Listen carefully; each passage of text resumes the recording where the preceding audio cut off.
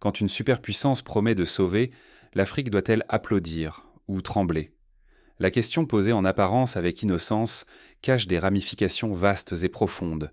Elle fait écho à des siècles d'histoire, de promesses, de trahisons et de lutte pour la souveraineté. Mais aujourd'hui, cette interrogation revient avec une acuité nouvelle, portée par les événements récents et par la résonance particulière de la voix de Donald Trump, ancien président des États-Unis, qui a lancé une menace retentissante. Si le Nigeria n'assure pas la protection des chrétiens, nous interviendrons sans pitié. Derrière cette promesse de salut religieux, l'ombre du pétrole plane, et les ambitions cachées de l'Occident refont surface. Ce n'est ni la première ni la dernière fois qu'une intervention étrangère se pare des abats de la morale pour masquer des ambitions économiques ou géostratégiques. L'histoire du continent africain, vieille de plusieurs millénaires, a vu défiler des empires, des puissances et des marchands de promesses. Aujourd'hui encore, la question de la protection est indissociable de celle du contrôle des ressources, du pouvoir et de l'avenir des peuples. Pour comprendre l'ampleur du dilemme, il faut remonter dans le temps. Souvenons-nous, chaque fois que l'Occident a promis la paix, le chaos s'est invité à la place. Pensons à la Libye, à l'Irak, à l'Afghanistan. À chaque intervention, les richesses africaines ont changé de main, et la stabilité a volé en éclats. Par exemple, la Libye de Mouammar Kadhafi, autrefois considéré comme l'un des États les plus prospères d'Afrique, a sombré dans le chaos après l'intervention occidentale. Les infrastructures détruites, les institutions effondrées et les milices armées ont remplacé l'ordre et la sécurité. De même, en Irak, l'invasion menée sous couvert de la démocratie a laissé place à des décennies de violence, de terrorisme et à la fuite de millions d'Irakiens. En Afghanistan, après plus de 20 ans de présence militaire, le départ précipité des troupes étrangères a laissé un pays meurtri, avec des perspectives d'avenir assombries pour des générations entières. Le Nigeria, géant fort de plus de 200 millions de citoyens, se retrouve aujourd'hui au centre d'un jeu dangereux entre foi et or noir. Ce pays, qui abrite la population la plus nombreuse d'Afrique, est aussi un patchwork de plus de 300 groupes ethniques et de centaines de langues. Lagos, son centre économique, rivalise avec les plus grandes métropoles du monde, tandis qu'Abuja, la capitale politique, symbolise la volonté de construire une nation unie au sein d'une mosaïque de différences. La richesse pétrolière du delta du Niger, qui a fait les beaux jours de compagnies étrangères, reste un enjeu central. En effet, depuis la découverte des premiers gisements dans les années 1956, le Nigeria est devenu le premier producteur de pétrole du continent africain, exportant chaque année des millions de barils vers l'Europe, l'Amérique et l'Asie. Dans ce contexte, quand la protection des chrétiens devient un slogan, il faut s'interroger, est-ce une conviction sincère ou un prétexte pour s'emparer d'un pays clé d'Afrique de l'Ouest? Car derrière les discours flamboyants, les enjeux sont immenses. L'indépendance du Nigeria, le contrôle de ses ressources et la paix déjà fragile du continent tout entier. L'histoire récente regorge d'exemples où la religion a servi de paravent à des ambitions moins avouables. Rappelons-nous, par exemple, la colonisation du Congo par la Belgique au nom de la civilisation et de l'évangélisation, qui a abouti au pillage systématique du caoutchouc et au massacre de millions de Congolais. Si l'Afrique accueille ces promesses sans méfiance, elle risque de voir sa souveraineté, ses richesses et la paix de ses peuples lui échapper. Le continent est à la croisée des chemins, saisir son destin ou retomber dans les pièges des empires masqués. L'histoire est riche d'enseignements. Les indépendances arrachées à la fin des années 1950 et au début des années 1960 n'ont pas empêché le maintien de liens de dépendance économique, militaire et culturelle. Les accords de coopération, souvent signés sous la pression, ont scellé des destins que le continent tente encore de réécrire. Pour saisir la gravité du moment, explorons maintenant les forces à l'œuvre et les vérités cachées derrière cette confrontation. Car au-delà des slogans, le Nigeria symbolise aujourd'hui le rêve africain d'émancipation, mais aussi les périls d'une nouvelle forme de colonisation, plus subtile, déguisée sous les termes de protection, de coopération sécuritaire ou de lutte contre le terrorisme. Plongeons au cœur de l'histoire et des tensions qui opposent aujourd'hui l'Occident à l'Afrique en pleine mutation. Car comprendre ce passé, c'est anticiper les choix à venir. Pour illustrer cette dynamique, rappelons la crise du canal de Suez en 1956. Les grandes puissances occidentales, sous prétexte de protéger une voie commerciale mondiale, ont tenté de contrôler l'Égypte, mettant en péril la souveraineté de Nasser. Mais la résistance, soutenue par une solidarité panafricaine et internationale, a démontré qu'un peuple déterminé pouvait faire reculer même les géants. Sous les promesses de protection, flotte sans fin une odeur de pétrole brut. Pourquoi encore et toujours le Nigeria? Qu'a donc ce sol pour attirer l'avidité du monde? Au-delà du pétrole, le Nigeria regorge de gaz naturel, de charbon, de minerais précieux et d'un potentiel agricole colossal. En 1970, la guerre du Biafra a déjà révélé comment la question pétrolière pouvait attiser les divisions internes et attirer les convoitises extérieures, notamment celles de la France et du Royaume-Uni, qui ont joué un rôle trouble dans le conflit. Le Nigeria, c'est plus de 200 millions d'habitants, une multitude de peuples, de langues, de religions, tissés sur la même terre.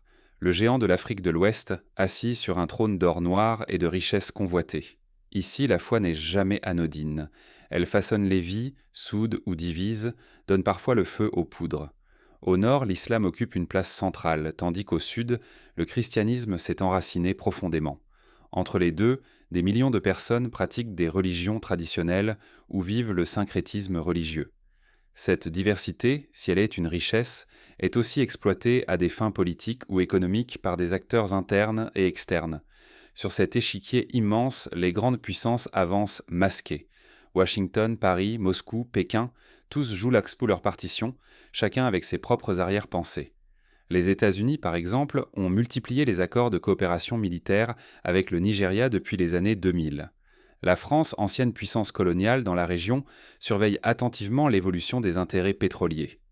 La Chine, quant à elle, investit massivement dans les infrastructures, échangeant routes et barrages contre l'accès aux matières premières.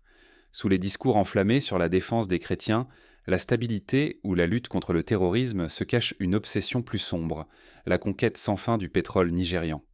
Rien n'est offert gratuitement. L'aide occidentale, affichée comme pacificatrice, a laissé des cicatrices profondes ailleurs.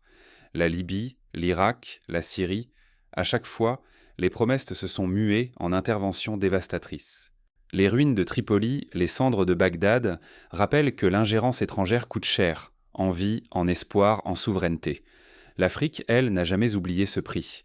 Pensons à la Somalie, où l'intervention humanitaire des années 1990 a débouché sur l'effondrement de l'État, la prolifération des milices et la piraterie dans le golfe d'Aden. À chaque fois, la main tendue s'est refermée en point de fer. Pourtant, le continent n'est plus le même. Une Afrique nouvelle s'éveille, portée par des voix panafricaines plus fortes, par une jeunesse qui refuse d'attendre un sauveur. Des chefs d'État comme Thomas Sankara, Patrice Lumumba ou plus récemment Ibrahim Traoré se dressent, fiers, décidés à briser le cycle de la dépendance. Le mot d'ordre s'impose, autodétermination. L'heure n'est plus à la soumission, mais au choix de son propre destin. Cette dynamique s'incarne dans les mouvements citoyens comme Y en a marre au Sénégal, Balai citoyen au Burkina Faso ou Filimbi en République démocratique du Congo, qui réclament plus de transparence, de justice sociale et de contrôle sur les ressources nationales. Ignorer ce contexte, c'est tomber dans les pièges tendus par les anciens empires. C'est risquer de transformer le Nigeria et au-delà toute l'Afrique en nouvelle colonie économique ou en champ de ruines. Ce qui se joue ici, c'est la liberté, la dignité, la maîtrise du futur et des ressources de millions de vies. Souvenons-nous du Zimbabwe, où la mainmise étrangère sur les terres agricoles a conduit à des décennies de tensions et de sanctions, dont le peuple paie encore le prix aujourd'hui. Derrière le rideau diplomatique, une opposition irréductible se prépare. Souveraineté ou soumission. Mais à qui profite vraiment la crise nigériane? Derrière chaque appel à l'aide, les intérêts cachés se révèlent peu à peu. Les compagnies pétrolières multinationales, telles que Shell ou Chevron, ont longtemps dicté le rythme de l'économie locale, parfois au mépris des droits environnementaux et des communautés riveraines. Le delta du Niger, autrefois grenier à poissons et à riz, est aujourd'hui ravagé par les marées noires et la pollution chronique, causant maladies, migrations forcées et conflits armés. Chaque promesse d'aide est un fil invisible. Qui tissera le futur du Nigeria, à quel prix et sous quelle tutelle? À la lumière crue des médias internationaux, Bola Ahmed Tinubu, tout juste investi président, tente de garder l'équilibre, funambule sur une corde raide. L'Occident avance masqué, multipliant les discours rassurants et les offres d'aide contre Boko Haram. Mais derrière chaque drone offert, chaque formation sécuritaire, se cachent des clauses serrées, une surveillance accrue et la menace d'une emprise durable sur les choix souverains du Nigeria. Dans les années 2000, l'aide militaire américaine en Afghanistan comprenait des accords de partage de renseignements et des bases militaires qui, au fil du temps, sont devenues de véritables leviers de pression politique. La société civile nigériane ne s'y trompe pas. Étudiants, intellectuels, activistes lancent l'alerte. Gare à ce nouveau colonialisme silencieux. Ils rappellent que l'histoire africaine est jalonnée de pactes signés dans la précipitation qui ont fini par enchaîner les nations et piller leurs ressources. Beaucoup voient dans la lutte contre le terrorisme un prétexte. La véritable cible, c'est le pétrole, le contrôle économique et la rédaction de l'avenir loin d'Abuja. Des associations comme MOSOP, Movement for the Survival of the Ogoni People, ou Amnesty International, documentent depuis des décennies les abus des multinationales et la complicité de certains gouvernements étrangers. Mais le vent tourne. À travers l'Afrique, de nouveaux leaders refusent la soumission. Ibrahim Traoré, capitaine burkinabé, incarne cette rupture. Son discours traverse les frontières et réveille une fierté collective, la volonté de résister, quitte à affronter l'isolement ou la tempête. Pour une jeunesse blessée par les promesses trahies, il brise le mythe du sauveur occidental et pose les bases d'un courage politique inédit. Ce sursaut se traduit par une montée en puissance de la coopération Sud-Sud, avec des initiatives telles que la zone de libre-échange continentale africaine, ZLECAf, qui vise à renforcer le commerce intra-africain et à diminuer la dépendance vis-à-vis des marchés extérieurs. Face à la vague panafricaine, la fracture s'élargit. Certains, inquiets pour la sécurité ou l'économie, défendent la coopération avec l'Occident, même sous tutelle provisoire. D'autres, intransigeants, exigent l'autonomie totale, convaincus que toute concession affaiblit la dignité et l'avenir du Nigeria. Ce débat rappelle celui qui opposa jadis Kwame Nkrumah, chantre du panafricanisme, à Félix Houphouët-Boigny, partisan d'un maintien des liens avec la France. Les conséquences de ces choix sont encore visibles dans le développement contrasté des anciennes colonies françaises et britanniques d'Afrique de l'Ouest. Le choix est vertigineux. S'aligner sur Washington, c'est peut-être acheter une paix fragile, mais risquer une nouvelle dépendance pour le Nigeria et, par ricochet, l'Afrique entière. Refuser, c'est s'exposer à l'isolement, aux représailles, voire à une instabilité persistante qui pourrait embraser toute la région. La tension se lit dans chaque déclaration, chaque signature, chaque manifestation, à Lagos ou à Abuja. Les sanctions économiques, l'exclusion des circuits financiers internationaux ou la suspension des aides peuvent asphyxier une économie déjà fragile, comme ce fut le cas pour le Mali après sa rupture avec la France en 2022. Non, au cœur de ce bras de fer, c'est l'âme du continent africain qui vacille. Liberté, dignité, contrôle des ressources, mais aussi la capacité des peuples à écrire leur propre histoire. Sur cet échiquier géopolitique, la moindre erreur de Tinubu pèsera lourd, bien au-delà du Nigeria. L'onde de choc d'une intervention ou d'un refus se propagerait jusque dans les capitales voisines, alimentant soit une dynamique de résistance, soit la crainte d'une nouvelle soumission. Mais derrière chaque tension politique, une autre bataille se joue, plus intime et insidieuse. La religion, instrumentalisée, nourrit la défiance et fracture la société nigériane. Les attaques contre les églises ou les mosquées, souvent relayées par les médias internationaux, masquent parfois des conflits d'intérêts locaux, des rivalités foncières ou des manipulations politiques. Des exemples récents montrent comment des groupes armés, parfois soutenus en sous-main par des acteurs extérieurs, attisent les tensions pour justifier leur propre présence ou celle de leurs alliés étrangers. Ce n'est plus une question de foi, mais de destin. Qui aura le courage de dessiner la nouvelle carte de l'Afrique ? À Abuja, chaque choix pèse sur l'équilibre de tout le continent. S'aligner sur l'Ouest, c'est accepter le retour de chaînes anciennes. Mais choisir une alliance afro-centrée, c'est prendre le chemin ardu, mais libre, de l'émancipation. La route est semée d'embûches, mais les exemples du Rwanda, de l'Éthiopie ou du Botswana montrent qu'une politique économique autonome et une gestion rigoureuse des ressources peuvent conduire à des succès remarquables. Imaginez une Afrique qui ose enfin tourner le regard au-delà de l'Occident. Les nouveaux leaders, marqués par les leçons de la Libye et de l'Irak, refusent d'être les pions des anciennes puissances. Plutôt que de quémander la permission à Washington ou à Paris, ils tendent la main à Pékin, Moscou ou à leurs propres voisins. L'ère des alliances imposées touche à sa fin. Une génération rêve de coopération choisie, non subie. Des projets comme le Grand Inga, méga-barrage hydroélectrique en République démocratique du Congo, illustrent cette volonté de bâtir des infrastructures continentales au service des Africains et non des seuls intérêts étrangers. Mais chaque élan d'indépendance attire son lot de menaces. Les États qui s'affranchissent deviennent aussitôt cibles de sanctions, d'isolement, de campagnes de désinformation. On les accuse de mettre en péril la stabilité alors qu'ils réclament la justice. L'aide extérieure ressemble souvent à un piège et la peur de l'isolement plane comme une épée sur chaque capitale africaine. En Côte d'Ivoire, Laurent Gbagbo a fait les frais de cette mécanique lors de la crise post-électorale de 2010, où l'intervention étrangère a tranché le destin du pays au prix de divisions durables. Pourtant, un mouvement inattendu bouleverse l'ordre établi. Une jeunesse connectée, consciente, n'attend plus les consignes des élites. Le panafricanisme, longtemps réduit à un rêve du passé, devient stratégie de survie, cri d'existence face à la voracité extérieure. Les anciennes fractures religieuses ou ethniques s'effacent, balayées par l'urgence de défendre souveraineté, ressources et dignité.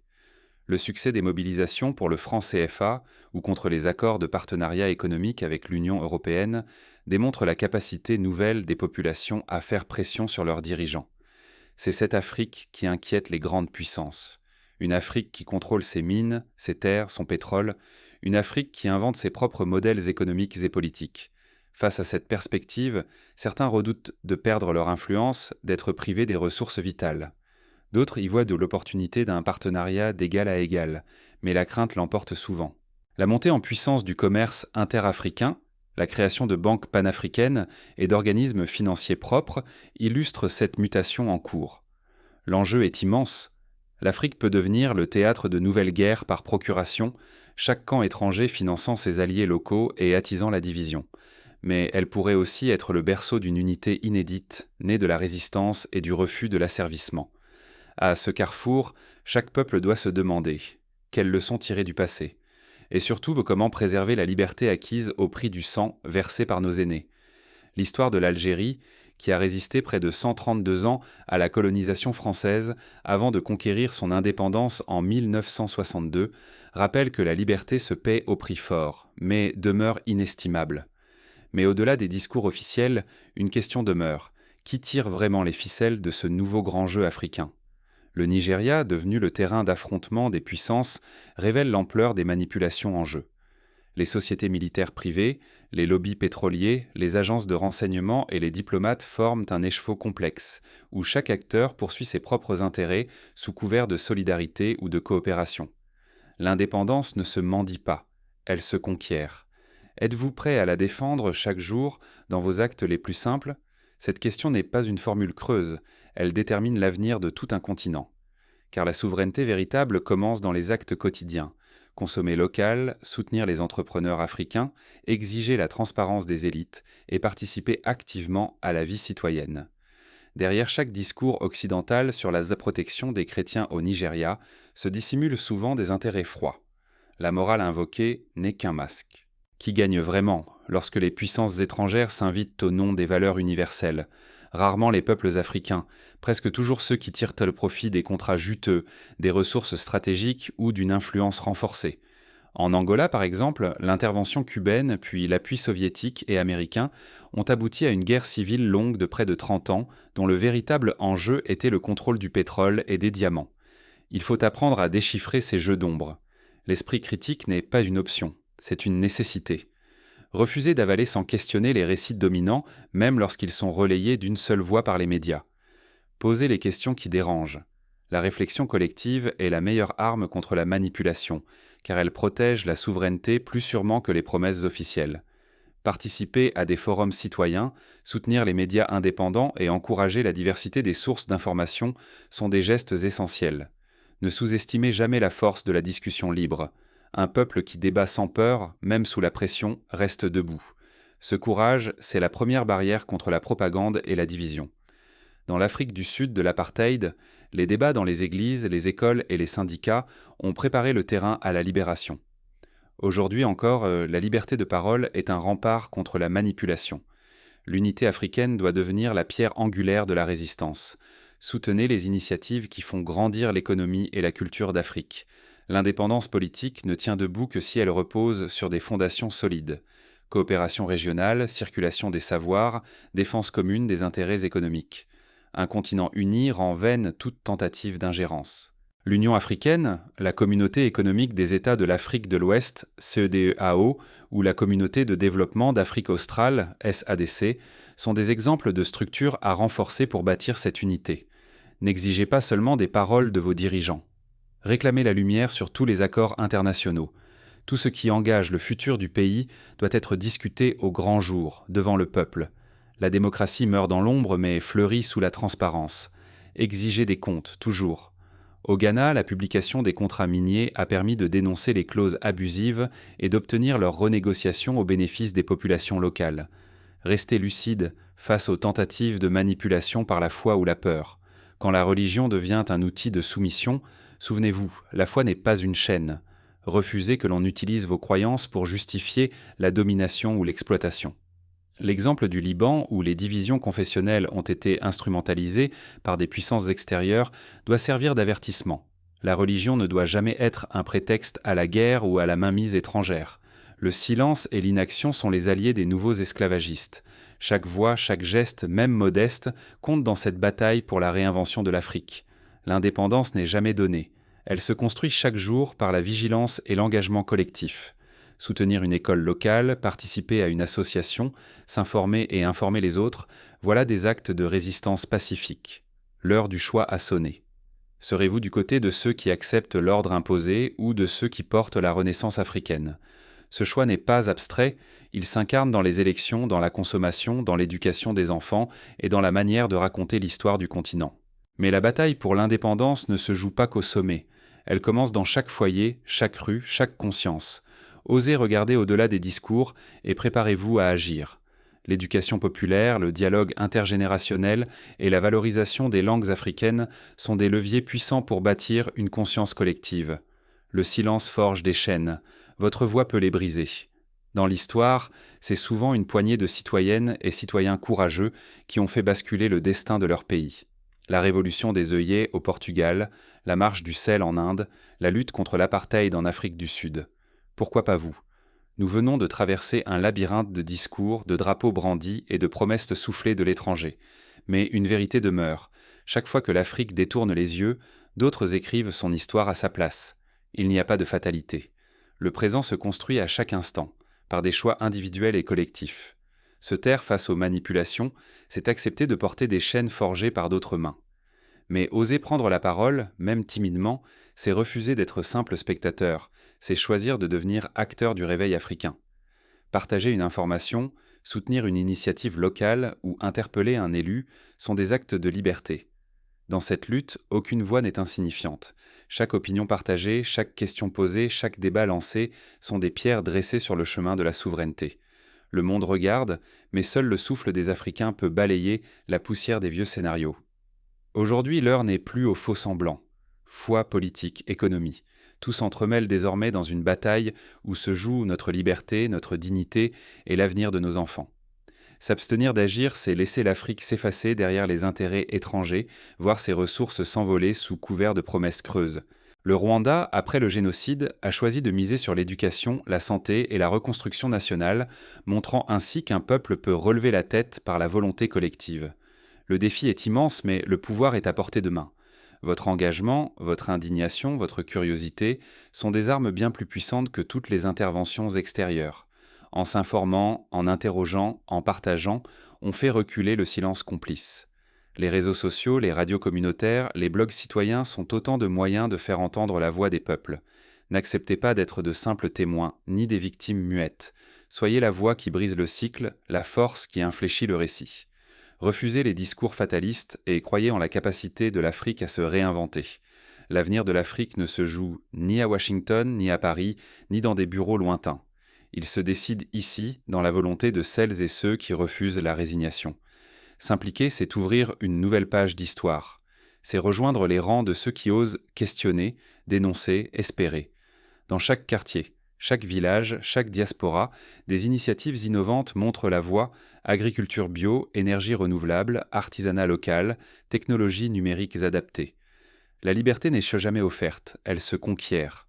Au lieu de craindre la tempête, soyons ceux qui la traversent debout, la tête haute, car la véritable force d'un peuple ne se mesure pas au bruit des bottes, mais à la clarté de ses appels. Nelson Mandela, après 27 ans de prison, a su transformer la souffrance en espoir pour tout un continent. Si ce récit résonne en vous, si vous croyez que le destin de l'Afrique vaut mieux que la répétition des mêmes erreurs, faites entendre votre voix. Commentez, débattez, partagez. Ne laissez ni la peur ni le doute étouffer votre parole. Racontez votre histoire, transmettez vos rêves, défendez votre vision de l'avenir. L'heure de l'engagement a sonné. C'est ensemble, unis dans la lucidité et le courage, que nous briserons les chaînes et façonnerons un avenir à la hauteur de nos rêves. L'Afrique n'attend plus qu'un signal, le vôtre. Osez, agissez, car l'histoire n'appartient qu'à celles et ceux qui la prennent en main.